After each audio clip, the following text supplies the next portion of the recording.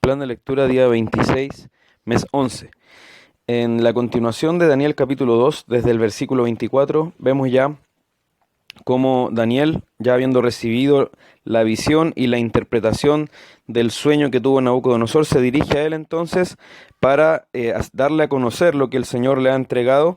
Y vemos que lo primero que destaca en Daniel es su humildad piadosa, porque él simplemente podría haber entregado la interpretación del sueño, pero lo que hizo fue primero destacar que Dios tenía toda la gloria en esto. Dios debía recibir todo el honor por revelar este misterio.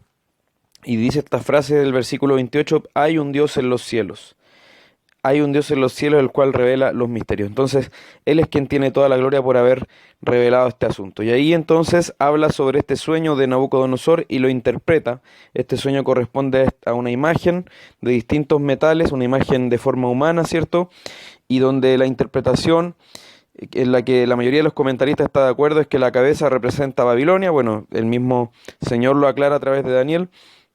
El pecho y los brazos representan a Media y Persia, el vientre y los muslos a Grecia, y luego las piernas de hierro y barro cocido a Roma. Y vemos que más allá de los detalles de la interpretación, lo que nos habla acá es del tránsito de distintos gobiernos humanos, y eso también se debe mirar en línea con lo dicho después en el capítulo 7, donde hay una visión que se complementa con esta, que es la de las distintas bestias. Entonces después nos habla que en los días de estos reyes, que se refiere a los últimos, a los de las piernas de barro cocido y hierro, ahí el Señor levantará un reino que no será jamás destruido, ni será el reino dejado a otro pueblo, desmenuzará y consumirá todos estos reinos, pero Él permanecerá para siempre. Y ahí justamente en tiempos del Imperio Romano es que viene Jesucristo y Él es esa piedra no cortada con mano que desmenuzará a todos los otros reinos. Y vemos que el reino de Cristo avanza a medida que tiene su embajada en el mundo, que es la iglesia, y esa iglesia va llenando toda la tierra y finalmente su reino será manifestado y será establecido sobre todos los otros reinos. Y no habrá ya más rival ni oposición para ese reino.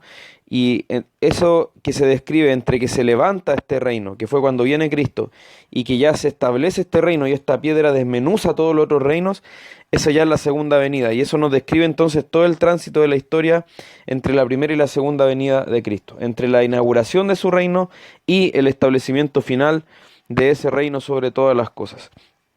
Es interesante que el Señor haya ocupado a un rey pagano, como lo era Nabucodonosor, para revelarle estas cosas. Y ahí vemos su soberanía, donde Él ocupa los medios que a Él les place para revelar su voluntad, y no está limitado por nosotros, sino que Él hace como bien le parece según su voluntad perfecta. Y esto produce entonces que Nabucodonosor termine haciendo una declaración que da alabanza y honra al Señor. Y luego Nabucodonosor hace una estatua de oro, eso está en el capítulo 3, probablemente a él le quedó rondando esta imagen de este sueño que había tenido, donde salía esta imagen de distintos metales y donde él era la cabeza de oro, y él probablemente ya se quedó deslumbrado con eso y ahora hizo una estatua completa de oro, y él cita a todos los funcionarios de todas las regiones de sus reinos conquistados para que rindan tributo a esta imagen, y eso significa que no entendió finalmente el propósito final de la visión, que era hablar de cómo Dios va a establecer su reino, y él lo que quería era perpetuar su reino. Fijémonos que toda la imagen que él hizo era de oro, es decir, el material que había sido usado para describir al reino de él, de Nabucodonosor, él lo había hecho ya de toda la imagen de ese mismo material, en vez de hacer la imagen con los materiales que se fueron mencionados en su visión. Por tanto, eso puede expresar un deseo de Nabucodonosor de que su reino permaneciera para siempre y de ensalzarse él como Dios. Entonces, él amenazó que los que no adoraran esta imagen fueran echados al horno de fuego, y todos los pueblos, naciones y lenguas allí representados a través de sus funcionarios adoraron esta imagen, menos unos varones judíos que estaban puestos sobre la provincia de Babilonia, y se dio testimonio de ellos diciendo que no adoran tus dioses ni adoran la estatua de oro que has levantado. Ahí hablándole los funcionarios a Nabucodonosor, acusando entonces a estos judíos. Esto nos enseña, hermanos, que no debemos tener temor de permanecer en pie, aun cuando eso signifique ir contra el mundo entero, si debemos hacerlo para permanecer fieles a nuestro Dios. Nuestro Señor es digno de que nos mantengamos en pie, aún contra la corriente de todo el mundo, para hacerle fieles a Él. Y Nabucodonosor se había envanecido tanto que dijo: ¿qué Dios será aquel que os libre de mis manos? Pero acá vemos la fe de estos hombres, de estos tres hombres que están aquí mencionados, porque dice: nuestro Dios a quien servimos puede librarnos. Primero, ellos ven por sobre a Nabucodonosor, este glorioso emperador, el hombre más poderoso de su tiempo. Por sobre él, ellos veían que estaba la soberanía de Dios. Por tanto, eso implica fe. Y ellos dicen: puede librarnos. Es decir, Él tiene soberanía sobre todas las cosas y sobre lo que está ocurriendo ahí mismo. Pero también ellos saben que Dios es soberano y su voluntad ha de cumplirse. Así que dicen: y si no nos libra, ¿cierto? Si no nos libra de esta, en realidad igual no van a adorar la estatua. Porque ellos saben que a lo mejor Dios podía tener otro propósito, pero seguía siendo el Dios verdadero aun cuando no los librara a ellos. Eso entonces nos revela la fe que ellos tenían y la humildad que ellos tenían. Y aquí es donde aparece entonces otra visión de Cristo, porque Cristo los salva en medio de ese horno de aflicción, de fuego, aun cuando los mismos oficiales que los echaron a ese horno murieron. Los mismos soldados que los echaron murieron por el poder de ese fuego. Pero estos hombres fueron conservados intactos y ni siquiera olor de fuego tenían, ni siquiera sus pelos estaban chamuscados, ni siquiera su ropa estaba humeando. Y la Biblia es bien clara, quiere dejar bien clara acá que Nabucodonosor vio a un cuarto hombre, a pesar de que solo tres habían sido echados, un cuarto hombre que además él señala que tiene apariencia de hijo de los dioses. Y ahí vemos entonces una aparición de Cristo antes de su encarnación, y ahí nos muestra cómo Cristo siempre ha estado con su pueblo, cuidándolo y guardándolo, y en este caso guardó a estos hombres de una muerte segura, los guardó sobrenaturalmente, y nos muestra entonces de esta manera cómo Él guarda a su pueblo en medio incluso de la persecución de las naciones, aún de las más poderosas de ellas. Y en este caso los libró de las manos del hombre más poderoso del mundo en ese tiempo. Entonces, eso también ahora provocó que Nabucodonosor hiciera una declaración de alabanza a Dios. Dice: no hay Dios que pueda librar como este. Ordena que nadie blasfeme contra este Dios. Y da testimonio de estos hombres diciendo: entregaron sus cuerpos antes que servir y adorar a otro Dios que es su Dios. Quiero repetir eso: entregaron sus cuerpos antes que servir y adorar a otro Dios que es su Dios. Eso es maravilloso. Es como nos recuerda la declaración de Romanos: presentad vuestros cuerpos como sacrificio vivo. Y eso es a lo que estamos llamados. Qué triste es que muchos que profesan la fe hagan precisamente lo contrario. Entregaron sus cuerpos para adorar a su Dios, a otro Dios, antes que al verdadero Dios. Que no sea así en nosotros, sino que se dé el mismo testimonio de fe y de humildad que hubo en estos hombres, y recordemos que es Cristo quien nos mantiene a salvo como sus ovejas. Proverbios 28, ya habiendo sido comentado el Salmo en la primera parte de este plan, Proverbios 28, 15 y 16 nos habla de los gobernantes. Por una parte está el príncipe impío, que es como un depredador de su pueblo, y debemos cuidarnos de aquellos y orar al Señor para que nos libre de los gobernantes impíos, que son depredadores y parásitos de su pueblo. Y también nos habla de la importancia de un príncipe sabio, porque el príncipe falto de entendimiento va a multiplicar la extorsión, y eso le va a volver en contra, va a hacer que su gobierno sea corrupto, y va a favorecer incluso que haya conspiraciones en su contra. Pero el que aborrece la avaricia, dice, prolongará sus días. Y en ese sentido también eso debemos buscar en nuestros gobernantes. Por último, hoy terminamos Primera de Pedro. Vamos al capítulo 4, versículo 7 en adelante. Vemos que ya entonces se acerca la exhortación final, diciendo que el fin de todas las cosas se acerca. ¿Y a qué nos llama?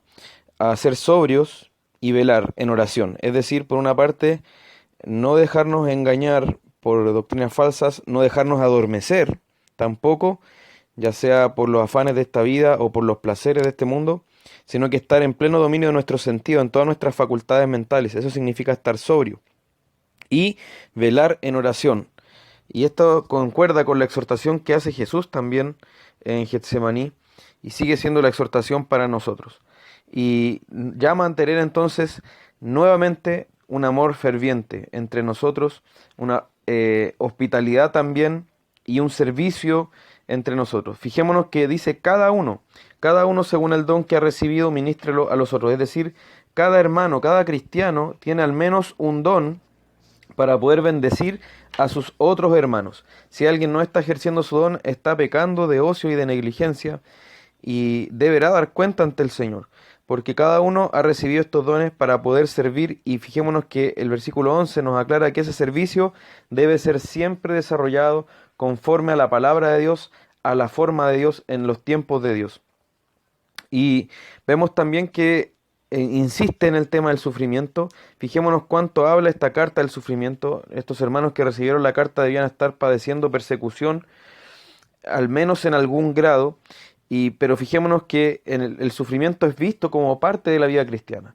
Nos hace participantes de los padecimientos de Cristo, nos hace por tanto bienaventurados, porque el Espíritu de Dios reposa sobre nosotros y nos da una razón para glorificar a Dios porque nos ha tenido por dignos de padecer también como Cristo lo hizo.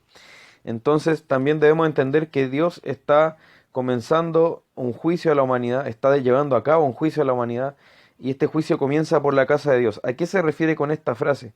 Que si los creyentes que han sido salvados y hechos hijos de Dios deben experimentar prueba y sufrimiento en esta vida, ¿cuánto más pueden esperar los impíos en el juicio final?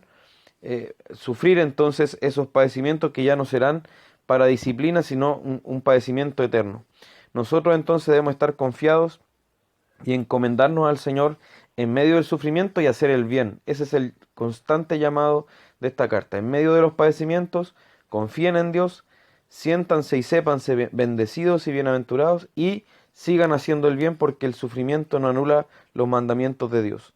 Y luego ya habla a los pastores. Fíjense que Pedro se describe como un pastor también, que apacienten la grey de Dios, lo hagan cuidando de ella voluntariamente, con ánimo pronto y siendo ejemplos de la grey, y desechando toda forma carnal de relacionarse, de dominar a los hermanos, no por la fuerza, no por codicia, no enseñoreándose de los hermanos, sino según el carácter de Cristo, que es lo que acabo de mencionar antes.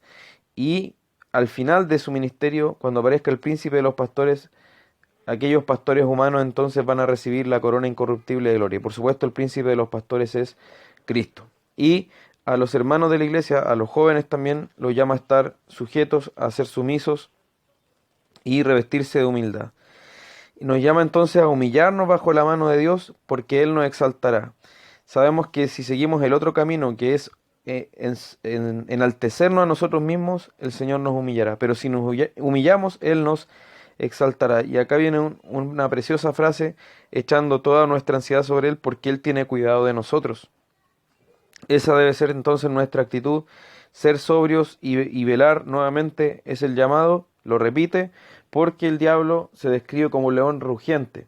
Pero fijémonos que nos llama a resistir al diablo, no con declaraciones en donde lo atamos o donde lo reprendemos, sino dice estando firmes en la fe. Y además sabiendo que todos nuestros hermanos en todo el mundo están siendo sometidos a disciplina, a padecimientos, a pruebas, pero todos vamos a recibir finalmente esa salvación, esa glorificación cuando se manifieste Jesucristo. Cuando después de que hayamos padecido un poco de tiempo, fijémonos que eso es visto como parte de la vida cristiana. Él mismo, después de este padecimiento temporal, nos va a afirmar, nos va a fortalecer y nos va a establecer y ya seremos glorificados para siempre. Gracias damos a Dios entonces y vemos también al final de la carta cómo se llama a Marcos, dice mi hijo. Juan Marcos, recordemos que tuvo un incidente donde él retrocedió, no siguió acompañando al apóstol Pablo y por tanto después eso produjo una división entre Pablo y Bernabé debido a que Bernabé quería que Juan Marcos lo acompañara y Pablo no porque había retrocedido antes. Fijémonos que Marcos fue restaurado y ahora Pedro lo llama mi hijo y después Pablo incluso requeriría a este hombre, a Juan Marcos, porque le es útil para el ministerio. Eso lo hizo en su última carta antes de morir. Por tanto, nos da también un precioso ejemplo de restauración. Y veamos, hermanos, entonces todas estas cosas porque esta carta es preciosa y nos llama entonces a la perseverancia en fidelidad a nuestro Dios, no importando las circunstancias que estemos viviendo. Señor los bendiga.